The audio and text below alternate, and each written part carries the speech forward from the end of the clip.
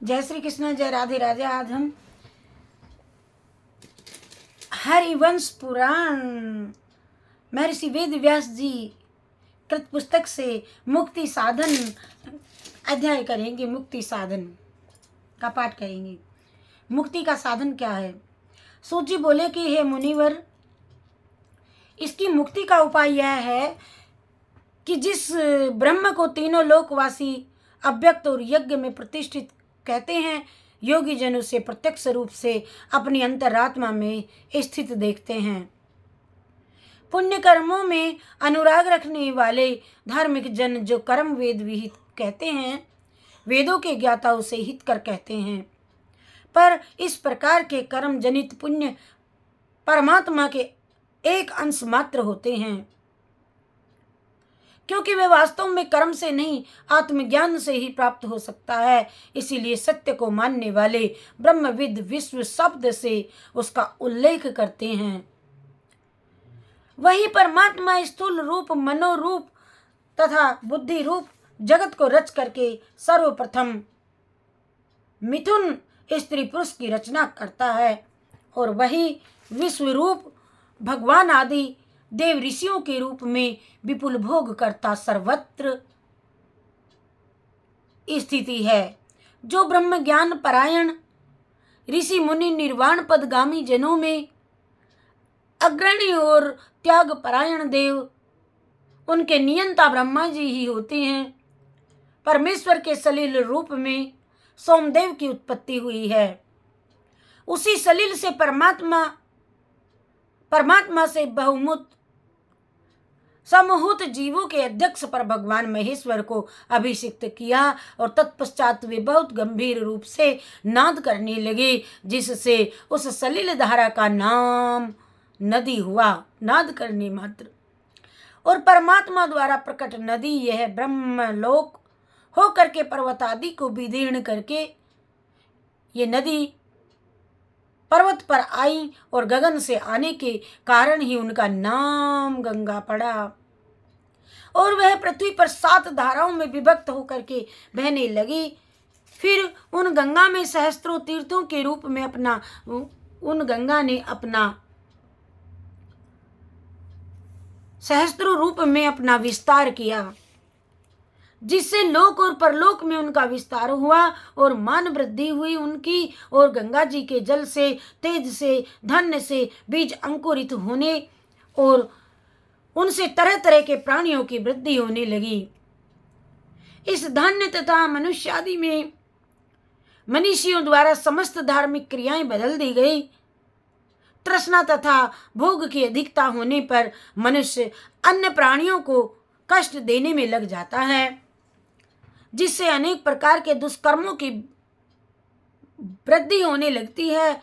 इस तरह भोग और ऐश्वर्य के मद में डूब करके ये मनुष्य आत्मानंद से वंचित रह जाता है, और श्रेय साधन में अनेकों विघ्न पड़ने लग जाते हैं। इसलिए हृदय में आकार, उकार, मकार, चंद्रबिंदु युक्त गायत्री को प्रकट करना चाहिए।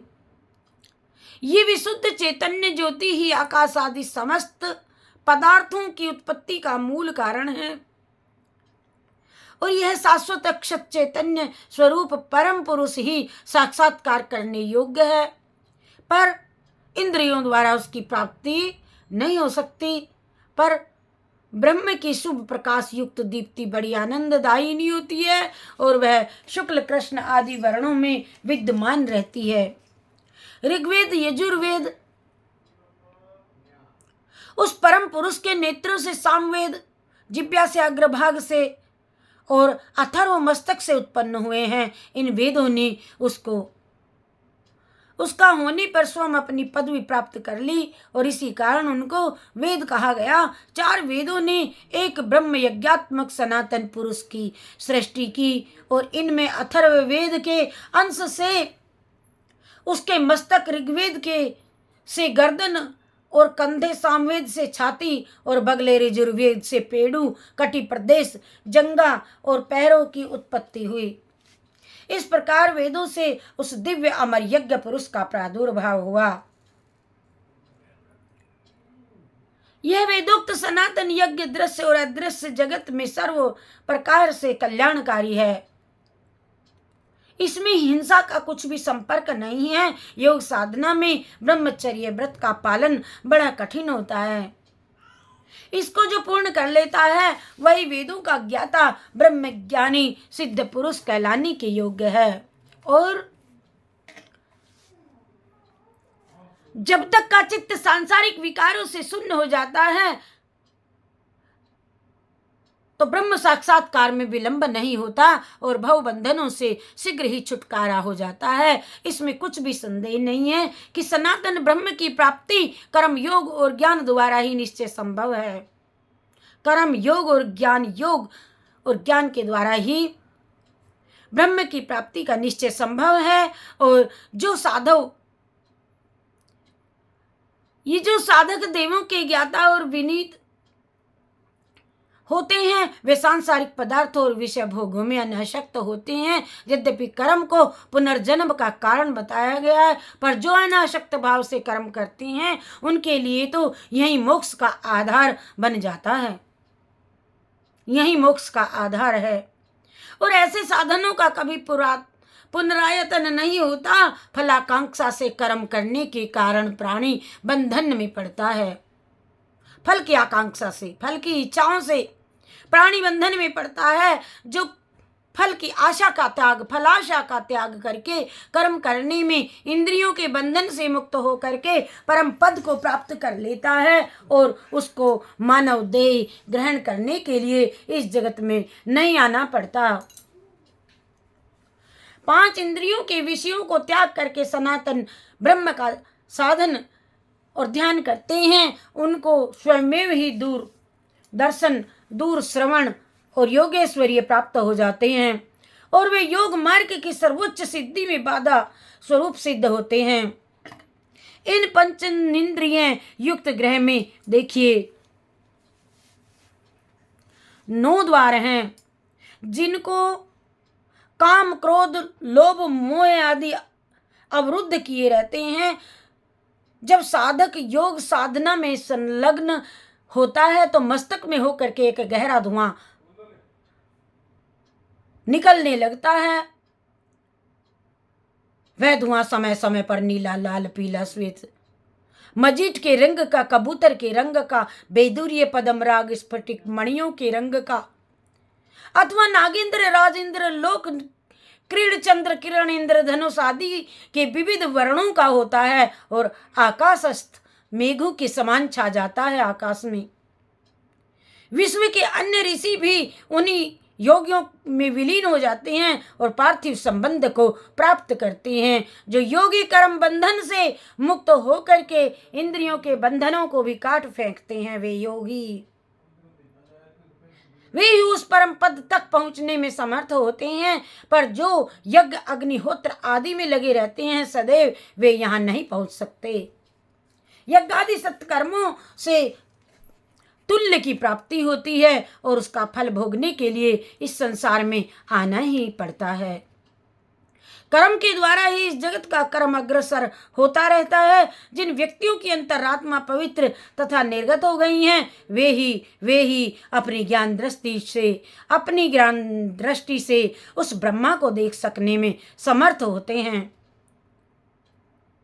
वह ब्रह्म बादलों के बाहर प्रकाशित सूर्य की तरह और साधकों के भूमध्य में स्थिर होता है। पर यह फल उन्हीं को मिलता है कि जो योग मार्ग को ग्रहण करके सर्वस्व त्यागी होकर के पक्षियों के समान संसार में विचरण करते रहते हैं।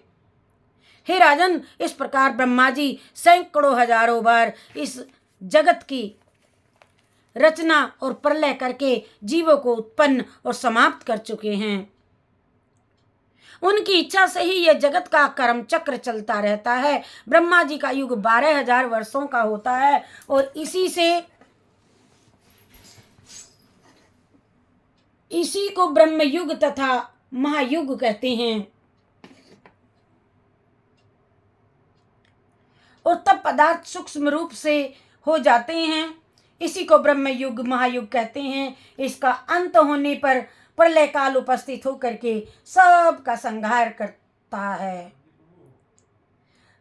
तब सब पदार्थ सूक्ष्म रूप से हो जाते हैं और यह त्रिगण में संसार सूक्ष्म होकर के एक रूप हो जाता है और उसी पर ब्रह्म में विलीन हो जाता है। जो उसे ऐश्वर्य के स्वार्थ वास्तविक ब्राह्मण का कर्तव्य है कि उसे ऐश्वर्य के स्वार्थ में व्यय न करके अन्य प्राणियों के उपकार में ही लगाए। विकार रहित साधन करने से साधन से सर्वप्रथम आकाश रूप ऐश्वर्य का उदय होता है, जो विशुद्ध ब्रह्म का स्वरूप है। ब्रह्म यज्ञ की साधना से तब पार ब्रह्म का ज्ञान हो जाता है और उसकी गणना सिद्ध पुरुषों में होने लगती है। इस प्रकार विकारों का निरोध करने पर भी योगी शरीर से पृथक होकर के अदृश्य भाव से आकाश में विचरण कर सकता है। सामान्य मनुष्य उसे कभी नहीं देख सकते, चाहे उसके इंद्र की तरह हजारों आंखें क्यों न हो, चाहे उसको इंद्र की तरह हजार आंखें क्यों ना हो, सामान्य मनुष्य उन्हें नहीं देख सकते। उनका दर्शन करने में वे ही श्रेष्ठ साधक समर्थ हो सकते हैं, जो सब कर्म बंधनों से मुक्त ओंकार रूप पर ब्रह्म को जान सकते हैं। वेद के वचनों पर जिन श्रेष्ठ साधनों की सच्ची श्रद्धा होती है, वही ब्रह्म योगी और विष्णु भगवान की आराधना और इन दोनों कार्यों को एक साथ कर सकते हैं। वे वैदिक तत्वाधान के द्वारा ये भली प्रकार जान जाते हैं कि ब्रह्मा और विष्णु में कोई अंतर नहीं है।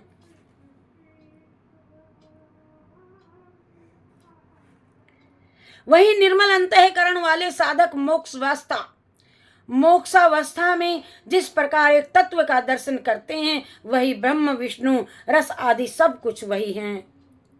पर इस प्रकार सत्व ज्ञान और सर्वोच्च लक्ष्य पर पहुंचने के पूर्व अनेक प्रकार के घोर विकार विघ्न साधक को व्यथित करते हैं, साधक को बहुत दुखी करते हैं, व्यथित करते हैं।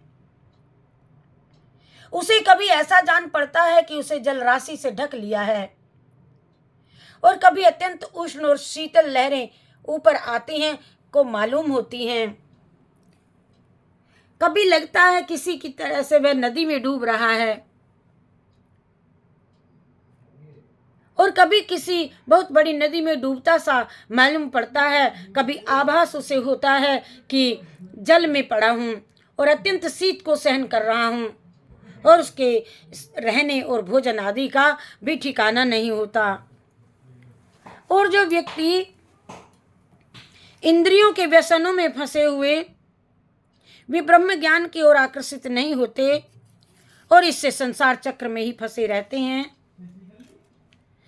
पर वे इंद्रियों को वशीभूत करके ब्रह्म योग के अग्रसर होते हैं। वे उस अचिंत्य आनंद को योग पर भोग कर प्रलय के पश्चात उस आनंद को भोग करके प्रलय के पश्चात भी परमानंद की स्थिति को स्थायी कर लेते हैं। इसीलिए ब्रह्मज्ञानी सांसारिक सुखों को और अक्षण स्थायी समझ करके कभी उसमें लिप्त नहीं होते। ब्रह्मज्ञानी वरण वे अन्य लोगों की गति अगति मृत्यु जन्म के कर्म फल को देखते हुए अपनी मुक्ति के लिए सदैव प्रयत्न करते हैं। जो विषय वासनाएं सामान्य लोगों के चित्त में हलचल मचाती रहती हैं, ब्रह्मज्ञानी उनको दुख मूलक जान का त्याग देते हैं। जान करके ब्रह्मज्ञानी जान करके मूलक त्याग देते हैं। विकारों के उठने पर ऐसा प्रतीत होने लगता है कि क्रोधी बुरी आकृति के पीले नेत्र वाले पुरुष रोष पूर्वक दंड प्रहार करने को उद्धत हैं। मालूम पड़ता है कि आंखें निकाल लेंगे और जीभ हमारी काट देंगे। वह मुंह फुला करके बहुत जोर से चित्कार करते हुए भय उत्पन्न करते हैं। कुछ ही क्षण पश्चात वे अपना भाव बदल करके नाच गान द्वारा साधक को प्रसन्न करने की चेष्टा करने लगते हैं और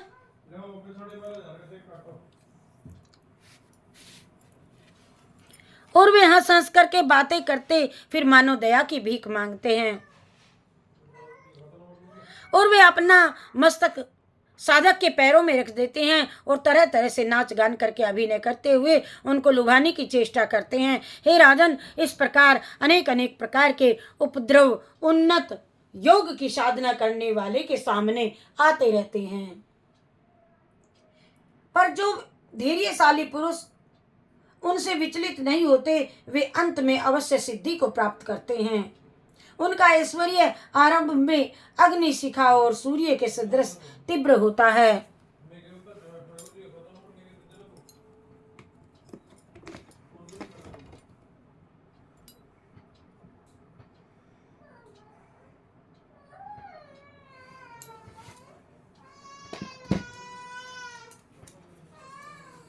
और उसे ब्रह्मज्ञानी दुख को मूलक जान करके त्याग देते हैं और तरह तरह से उनके सामने नाच नाच करके योग साधना करने वाले के सामने आते रहते हैं, पर जो धैर्यशाली पुरुष उनसे विचलित नहीं होते अंत में अवश्य सिद्धि को प्राप्त करते हैं।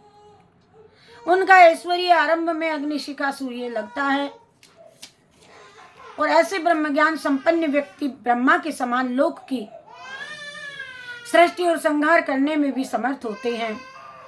स्वयं ही नहीं, अन्य पापग्रस्त तथा पशु पक्षी योनियों में पड़े हुए जीवों का भी यही उद्धार है, यही उद्धार कर देते हैं। सांसारिक भोग और मोक्ष दोनों ही योग कर्म के परिणाम हैं, पर सत्य स्वरूप ब्रह्म योगों में कर्म फल का कोई अंश बच नहीं पाता है।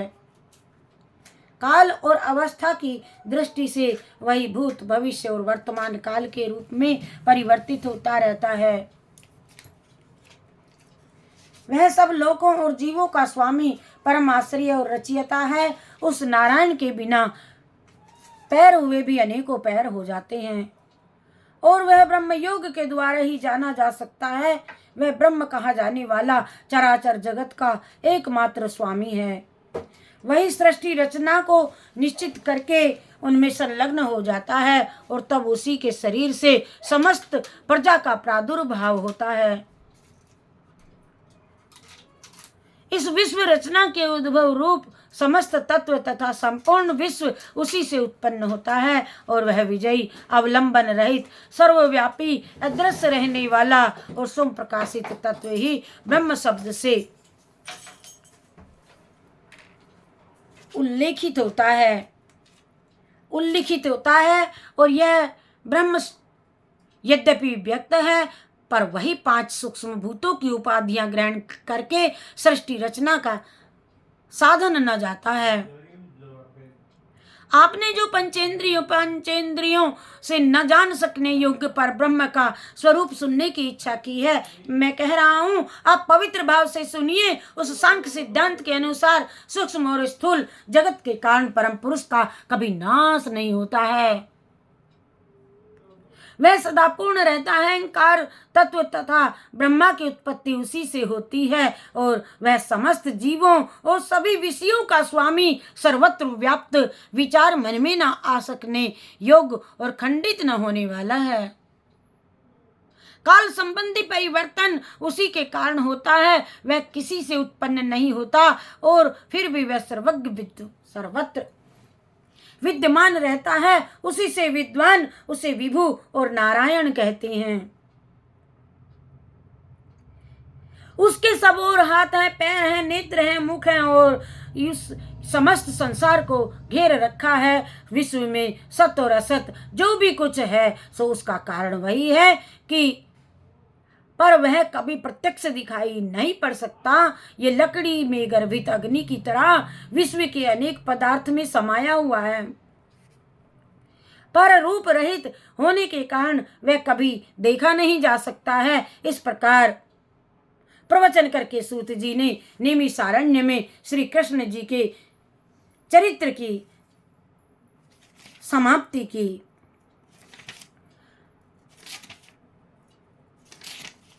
और मुक्ति का साधन बताया हरिवंश पुराण में और महर्षि वेद व्यास जी कृत। हरिवंश पुराण इनका महात्म बताया श्रवण फल की विधि बताई, नैमिषारण्य में जो सत्संग हुआ वह बताया, और पृथ्वी का दुख वर्णन किया, नारद कंस का मिलन किया हुआ, और श्री कृष्ण का जन्म, पूतना वध, यमलार्जुन भंग, कालिया नाग मर्दन, धेनु का सुरवध, प्रलंबासुर वध, गोवर्धन धारण, गोविंद पद, अरिष्टासुर का वध, केसी वध, अक्रूर का आगमन और अक्रूर नागलोक में कंस धनुष भंजन, कुलिया पीड़ का वध और कंस का वध, और उग्रसेन का अभिषेक, जरासंध का आक्रमण, कालिय बन, द्वारिकापुरी का निर्माण, रुक्मणी हरण, रुक्मी वध, पारिजात हरण, और कृष्ण और इंद्र का युद्ध, कृष्ण की शिव स्तुति, षठपुर युद्ध और अंधकार का वध, शुभ का वध और वज्रनाभ का वरदान, और प्रद्युम्न प्रद्मावती का मिलन। ये सब हरिवंश पुराण में महर्षि वेद व्यास जी कृत द्वारा मोक्ष प्राप्ति के लिए श्री कृष्ण जी की शिव वंदना, संबर प्रद्युम्न संग्राम, बाणासुर को वरदान और अनिरुद्ध उषा का मिलन, बाणासुर और अनिरुद्ध का युद्ध और अनिरुद्ध की खोज, और कृष्ण का शिव से युद्ध, श्री कृष्ण बाणासुर युद्ध, उषा और अनिरुद्ध का विवाह, कृष्ण वर्ण युद्ध, कृष्ण की कैलाश यात्रा, घंटा कर्ण की मुक्ति, शिव का दर्शन, शिव दर्शन, शिव द्वारा कृष्ण जी की वंदना, पौंड्रक की गर्भोक्ति और यदुवंशियों का संहार, एकलव्य की सेना का संहार और पौंड्रक कृष्ण युद्ध, हंस और डिंभक श्री कृष्ण का पराक्रम, त्रिपुर का वध, कलियुग का वर्णन, और आज हमने ये मुक्ति का साधन, और कल बताएंगे श्री संतान गोपाल शास्त्र स्तोत्रम पूजन और विधान, अतः संतान गोपाल स्तोत्रम, पुनश्चरण विधानम, जप विधि, विविध मंत्र, विद्यानम, और श्री षष्ठी देवी की कथा, और सभी आरतियां, श्री कृष्ण जी की आरती, कुंज बिहारी जी की आरती, कृष्ण की चालीसा, श्री कमल नेत्र स्तोत्रम, नाग लीला आरती, ओम जगदीश की, और सभी सारांश, सभी कथाओं का सारांश हरिवंश पुराण में आज मोक्ष की प्राप्ति बड़े प्रेम से सुनाई। बोलो हरे रामा हरे रामा हरे रामा हरे रामा हरे रामा हरे रामा हरे रामा हरे रामा हरे कृष्णा हरे कृष्णा हरे कृष्णा हरे कृष्णा हरे रामा हरे रामा हरे रामा हरे रामा हरे रामा हरे रामा हरे रामा हरे रामा हरे रामा हरे रामा हरे कृष्णा हरे कृष्णा हरे कृष्णा हरे कृष्णा हरे कृष्णा हरे कृष्णा हरे रामा हरे रामा हरे रामा हरे रामा हरे कृष्णा हरे कृष्णा हरे कृष्णा हरे कृष्णा। बोलिए जय श्री कृष्ण चंद्र भगवान। मोक्ष की प्राप्ति का वर्णन आज किया गया वैशाख मास महात्म अमावस्या के दिन। आशा करती हूँ कि आप सभी मेरी इस चैनल उषा शर्मा शास्त्री चैनल को लाइक सब्सक्राइब शेयर कमेंट और सुनकर के पुण्य के भागी बनेंगे। बोलो जय श्री कृष्ण चंद्र भगवान की जय। कृष्णार्पणमस्तु, शिव अर्पणमस्तु। जय श्री कृष्णा, जय राधे राधे, जय श्री कृष्णा, जय राधे राधे। सच्चिदानंद रूपाय विश्वोत्पत्त्यादि हेतवे तापत्रय विनाशाय श्री कृष्णाय वयं नमः। देवी के स्तुति। बोलो जय गजानंद भगवान की जय।